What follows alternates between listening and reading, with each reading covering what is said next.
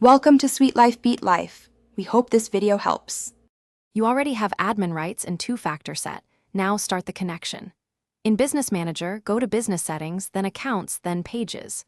Click Add, then choose Add a Page or Request Access. Pick Add if you own it. Enter the page name or URL and submit.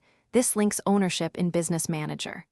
Once done, verify the page appears under Pages in Business Settings so you can assign people and assets immediately. Once the page is listed, assign people and permissions. Go to Business Settings, choose People, pick Team Members, and assign page access with the exact permissions they need.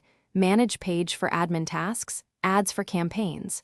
Make sure to add partners or ad accounts if external agencies will run ads. If you use a pixel or catalog, attach those assets now so tracking and commerce work correctly. This prevents permission gaps that block posts. Finish by reviewing business info and page settings to confirm the page is connected and ownership is clear. Test the setup.